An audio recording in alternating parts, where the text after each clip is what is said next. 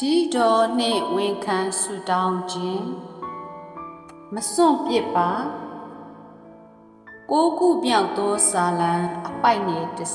30နာမတော်ကိုတည်သောသူတို့သည်ကိုရောကိုယုံကြည်ကြပါလိမ့်မည်အကြောင်းမူကားအိုးထာဝရဘုရားကိုရောကိုရှာသောသူတို့ကိုစွန့်ပစ်တော်မမူတတ်ပါ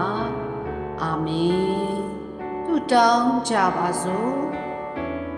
ထာဝရဘုရားဟူသောနာမတော်ရှိသောဘုရားသခင်ကိုရောဤနာမတော်ကိုကျွန်ုပ်တို့ချီးမွမ်းပါ၏ကျွန်ုပ်တို့သည်ကိုရောဤသဘောတဘာဝဂတိတော်များနှင့်ဂရုဏာတော်ကိုပိုမူသိကျွမ်းနိုင်သောဉာဏ်အလင်းကိုပေးတော်မူပါအဖာသိကျွမ်းခြင်းသည်ကျွန်ုပ်တို့ဤစိတ်နှလုံးကိုအရာအားလုံး၌ကိုရောအားယုံကြည်စေတော်မူပါအသက်တာမုန်တိုင်းများကြား၌ပင်ကိုရောကိုရှာသောသူတို့အားစွန့်ပစ်တော်မူတတ်ကြောင်းကိုယုံကြည်စိတ်ချနိုင်စေပါအဖာသခင်ယေရှုနာမ၌ဆုတောင်းကြပါ၏အာမင်